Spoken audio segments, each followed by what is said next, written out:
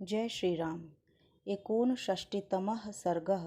विश्वामित्र का त्रिशंकु को आश्वासन देकर उनका यज्ञ कराने के लिए ऋषि मुनियों को आमंत्रित करना और उनकी बात न मानने वाले महोदय तथा ऋषि पुत्रों को श्राप देकर नष्ट करना।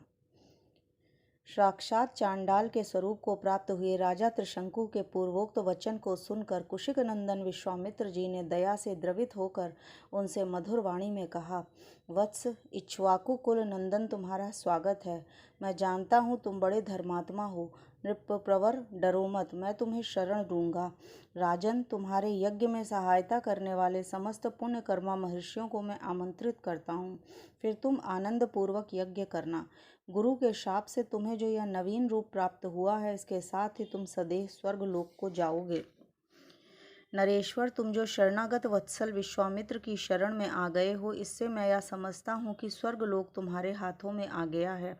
ऐसा कहकर महातेजस्वी विश्वामित्र ने अपने परम धर्म परायण महाज्ञानी पुत्रों को यज्ञ की सामग्री जुटाने की आज्ञा दी।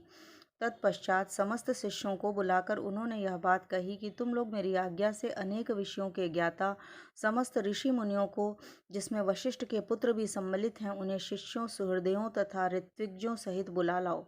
जिसे मेरा संदेश देकर बुलाया गया हो, वह अथवा दूसरा कोई यदि इस यज्ञ के विषय में कोई अवहेलना पूर्वक बात करे, तो तुम लोग वह सब पूरा मुझे आकर कहना। उनकी आज्ञा मानकर सभी शिष्य चारों दिशाओं में चले गए। फिर तो सब देशों से ब्रह्मवादी मुनि आने लगे। विश्वामित्र के वे शिष्य उन प्रज्वलित तेज वाले महर्षि के पास सबसे पहले लौट आए और समस्त ब्रह्मवादियों ने जो बातें कही थी उन्हें सब विश्वामित्र से कह सुनाया। वे बोले, गुरुदेव, आपका आदेश या संदेश सुनकर प्रायः संपूर्ण देशों में रहने वाले सभी ब्राह्मण आ गए। केवल महोदय नामक ऋषि तथा वशिष्ठ पुत्रों को छोड़कर सभी महर्षि यहाँ आने के लिए प्रस्थान कर चुके हैं।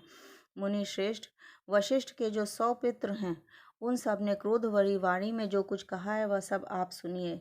वे कहते हैं, जो विशेषतः चंडाल हैं और जिसका यज्ञ कराने वाला आचार्य क्षत्रिय है, उसके यज्ञ में देवर्षि अथवा महात्मा ब्राह्मण भविष्य का भोजन कैसे कर सकते हैं, अथवा चांडाल का अन्न खाकर विश्वामित्र से पालित हुए ब्राह्मण स्वर्ग में कैसे जा सकेंगे।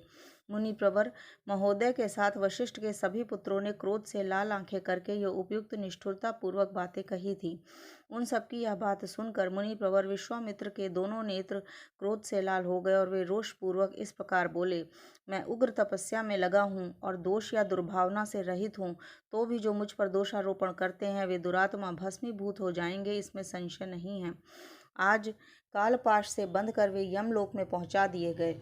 अब ये 700 जन्मों तक मुर्दों की रखवाली करने वाली, निश्चित रूप से कुत्ते का मांस खाने वाली मुष्टिक नामक प्रसिद्ध निर्दय चांडाल जाति में जन्म ग्रहण करेंगे।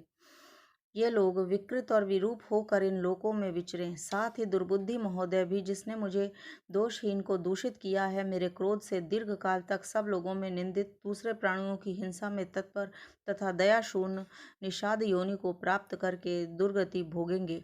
ऋषियों के बीच में ऐसा कहकर महातपस्वी महातेजस्वी महामुनि विश्वामित्र चुप हो गए। जय श्री राम।